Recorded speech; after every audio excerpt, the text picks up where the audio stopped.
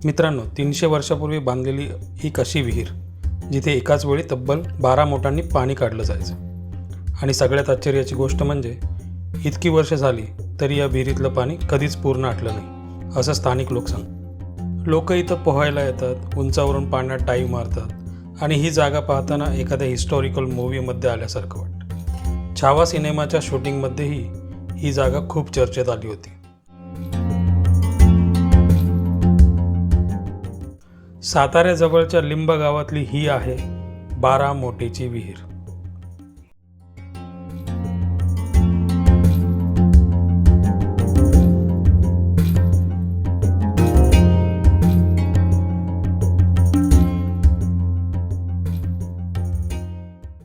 इथे आल्यावर सगळ्यात खास वाटतं ते म्हणजे याचं बांधकाम। सगळं बांधकाम हे शिवलिंगाच्या आकाराचे आणि जमिनीच्या लेवलच्या खालच्या बाजूला आहे। हेमाडपंथी शैलीतले खाली उतरताना मोठ्या पायऱ्या, गार वातावरण, भिंतीवर सुंदर कोरीव काम, काही ठिकाणी फुलाचे, काही ठिकाणी बागाचे। ते पाहिल्यावर त्या काळची राजेशाही आठवते। तसंच काही ठिकाणी छत्रपती शिवाजी महाराज हत्तीवर किंवा घोड्यावर बसलेली कोरीव आकृतीही तुम्हाला पाहायला मिळते। दगडी भिंती आणि खाली दिसणारं पाणी, सगळं एकदम सुंदर वाटतं। पहिल्यांदा पाहिल्यावर खरंच विश्वास बसत नाही की हे बांधकाम तब्बल 300 वर्षापूर्वी केलं गेलं असेल। इतिहासानुसार ही विहीर साधारण 1719 ते 1724 च्या दरम्यान बांधली गेली, म्हणजे मराठा साम्राज्याच्या काळात। असं सांगितलं जातं की राणी वीरूबाई भोसले यांच्या काळात ही विहीर बांधण्यात आली। त्यावेळी या भागात खूप मोठ्या प्रमाणात आंब्यांच्या बागा होत्या आणि त्या बागांना पाणी मिळावं म्हणून ही विहीर तयार करण्यात आली। तेव्हा वीज नव्हती, म्हणून बैलांच्या मदतीने मोट चालवून पाणी वर आणलं जायचं आणि एकाच वेळी तब्बल 12 मोटा चालायच्या, म्हणूनच नाव पडलं 12 मोटीची विहीर।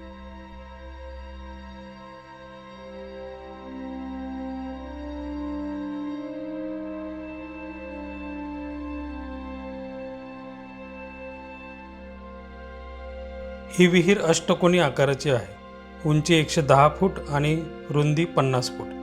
आजही इथे खूप लोक फिरायला येतात। काही लोक तर थेट पोहायलाच येतात। काही जण वरच्या उंच भागावरून थेट पाण्यात डाईव्ह सुद्धा मारतात। म्हणूनच इथे आला तर सेफ्टीची काळजी नक्की घ्या।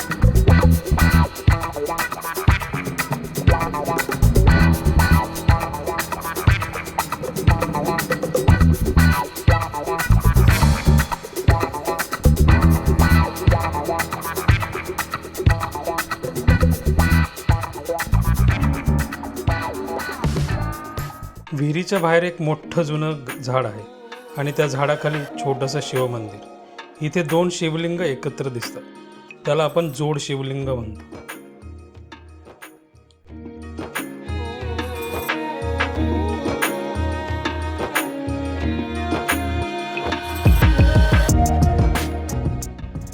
विहिरीच्या बाजूलाच काही स्थानिक लोक हळद, मसाले, पापड आणि गावाकडच्या वस्तू विकताना दिसतात।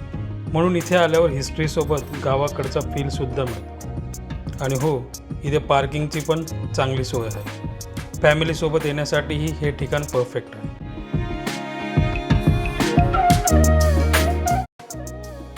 बारा मोटीची विहीर पाहायला आलात तर जवळपासची काही ठिकाणं पण पाहू शकता। कृष्णा नदीकाठी असलेलं कोटेश्वर महादेव मंदिर फक्त 1 ते 2 किलोमीटर अंतरावर आहे। त्या मंदिराचा पूर्ण व्हिडिओ मी आधीच बनवलेला आहे, तो तुम्ही वरच्या आय बटनवर क्लिक करून नक्की पहा।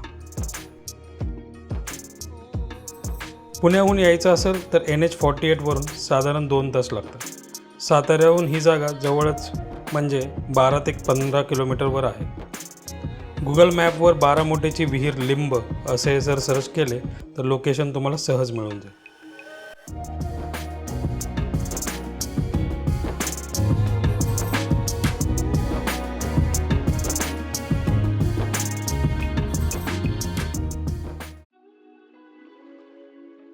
मित्रांनो, इतिहास, ॲडव्हेंचर, नेचर आणि विलेज वाईब हे सगळे एकाच ठिकाणी अनुभवायचं असेल तर साताऱ्यातली बारामोटीची विहीर एकदा तरी नक्की पाहायला हवी. व्हिडिओ आवडला असेल तर लाईक करा, शेअर करा आणि अशाच भन्नाट ठिकाणांसाठी आपल्या बियॉन्ड नोन चॅनलला नक्की सबस्क्राईब करा. जय भवानी, जय शिवाजी. धन्यवाद.